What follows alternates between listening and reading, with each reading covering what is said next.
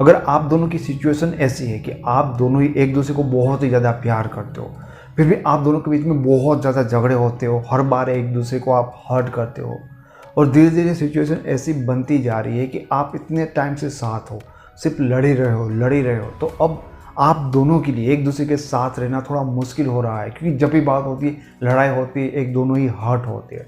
तो आप ना साथ में रह सकते हो, ना उनके बिना रह सकते हो। तो आपके लिए बहुत ज़्यादा ज़रूरी है कि आप इन चीज़ों को सॉर्ट आउट करो, क्योंकि आपका रिलेशन है वो प्योर है, दोनों ही एक दूसरे को चाहते हैं, दोनों ही जेन्यून है, लेकिन दोनों को समझाना नहीं आता अपनी बात को। मिसअंडरस्टैंडिंग बहुत ज़्यादा क्रिएट हो रही है, क्योंकि तुम सच हो लेकिन उनके सामने तुम प्रेजेंट नहीं कर पा रहे एज इट इज़ चीज़ों को।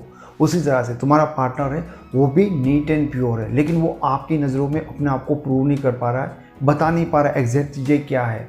ठीक है, आप अपनी प्रॉब्लम को पकड़ के बैठ गए, वो पर्सन अपनी प्रॉब्लम को पकड़ के बैठ गया है। इसमें मेन प्रॉब्लम ही ये है कि दोनों में से एक भी गलत नहीं होता। जैसे कि अगर आपने नीचे ज़मीन पे 6 लिख दिया है, ठीक है, तो आप सामने के साइड से खड़े होंगे तो आपको वो 6 डिजिट लिखा हुआ दिखाई देगा, लेकिन जो पर्सन आपकी ऑपोजिट साइड पे खड़ा है वो 6 डिजिट को 9 बताएगा कि वो 9 है। तो उनके लिए 9 है, आपके लिए 6 है। अब इन चीज़ के लिए फाइट हो रही है, तो इसमें कौन गलत है? कोई गलत नहीं है, बस दोनों का नज़रिया है चीज़ों को देखने का, वो अलग अलग है। वो आपको रास्ता निकालना पड़ेगा, और ये इतनी बड़ी बात नहीं होती कि आप इन चीज़ों को सॉर्ट आउट ना कर सको।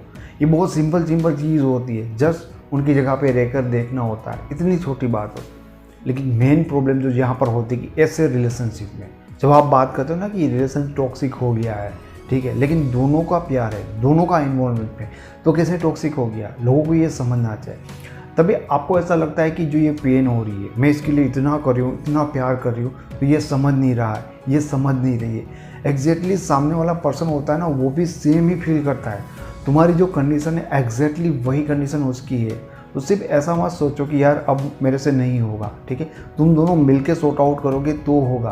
तुम दोनों का साथ चाहिए इस चीज़ में। मान लो कि आप उनकी किसी बात से हर्ट हो रहे हैं, आपको उनकी कोई बात है बहुत ज़्यादा बुरी लग रही है, आप उनको बता रहे हो, वो पर्सन समझ ही नहीं रहा, वो कह रहा है कि ये मिस्टेक ही नहीं, ये मेरी कोई गलती नहीं है, ठीक है, ये तुम्हें मिसअंडरस्टैंडिंग हुई है।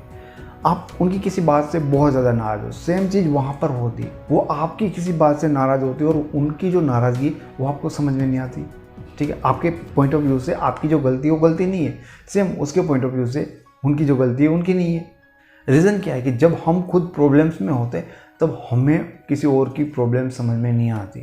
जब मैं डिस्टर्ब होता हूँ, ठीक है, अगर मेरी लाइफ में कुछ ऐसा काम है या मेरे कुछ चीज़ें सही नहीं है मेरे साथ, तो मैं कभी आप लोगों के कॉल्स नहीं लेता, उस दिन मैं एक भी कॉल नहीं करता, क्योंकि अगर मैं खुद में सॉर्ट आउट नहीं हूँ तो मैं आपको क्या प्रॉब्लम को सॉर्ट आउट करूँगा? आप जो कुछ भी अपनी प्रॉब्लम मुझे बताएंगे तो मैं समझ भी नहीं पाऊँगा, क्योंकि मैं अपनी प्रॉब्लम को माइंड में ही घुमाता रहूँगा, तो आपकी बात को क्या समझूँ? पर इन चीज़ों को सॉर्ट आउट करना बहुत ज़्यादा ज़रूरी है, क्योंकि बार बार फाइट होगी तो दोनों एक दूसरे से बड़ी तरह से इरिटेट हो जाओगे। एक दूसरे के लिए जितना प्यार है ना वो सब कुछ ख़त्म हो जाएगा। चीज़ सॉर्ट आउट के बारे में बात करते हैं कि मान लो कि ऐसी ऐसी सिचुएशन है, यहाँ से रास्ता क्या निकल सकता है, करना क्या है एग्जैक्टली। बहुत ही आसान है। मान सकता हूँ कि तुम्हारे साथ कुछ प्रॉब्लम है, वो कुछ नहीं कर रहा है, वो कुछ नहीं समझ रहा है, लेकिन अभी से अपनी प्रॉब्लम, जो कुछ भी प्रॉब्लम है ना उनके साथ, उनको शेयर करना बंद कर दो। ठीक है, कि ये चीज़ें है, तुम ये नहीं करो, ये चीज़ें यहाँ पे मुझे पेन हो रहा है, होने दो। ठीक है, तुम्हारे बोलने से लड़ने से तो सॉर्ट आउट नहीं होना। ठीक है, क्योंकि तुम कहोगे कि मैं उसको टोकना बंद कर दूंगा तो ये चीज़ें बढ़ जाएगी, ऐसा नहीं होगा। तुम उनको देखो तो सही, ये चीज़ें झगड़ने से, वो बार बार टोकने से आपने देखा होगा कि सॉर्ट आउट नहीं हुई। ठीक है, ये करो कि कोई भी फरियाद करना बंद कर दो, अपनी प्रॉब्लम को देखो ही मत कि तुम्हें कुछ प्रॉब्लम है।